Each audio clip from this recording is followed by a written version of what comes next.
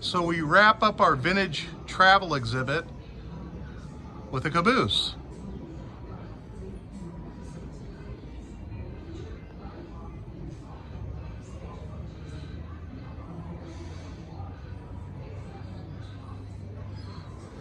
Let's walk inside and take a look.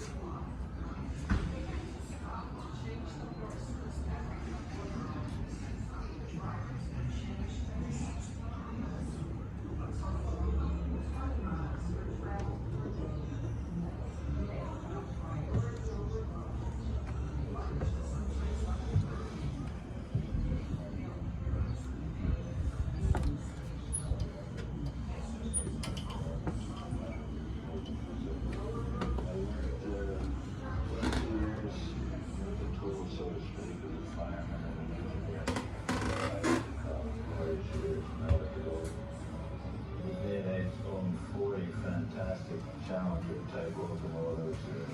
I guess it was the biggest power operating in the northeast part of the country. I can't think of anybody that had anything good. Gorgeous machines.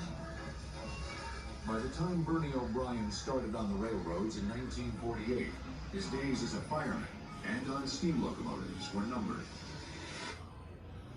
Power and might that ruled the rails for nearly 2 centuries before him.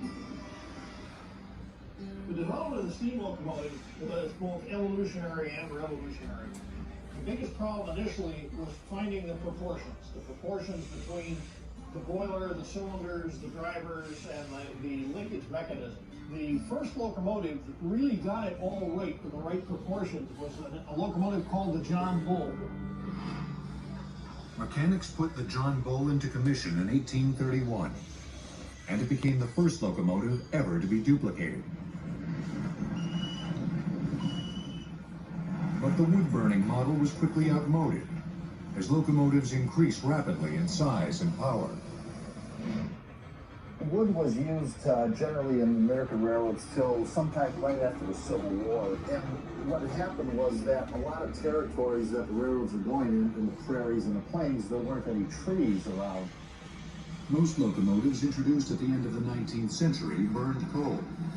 Back in those days, about every 3-4 years, you get a larger locomotive. They just kept advancing the technology every couple of years. So that's our caboose tour. Hope everybody's having a great day. I sure am. Remember, drive safe, arrive alive. This is Freighter Jim, signing off from the Volo Museum outside Chicago, Illinois. America's Family Museum, your family museum. Come pay a visit.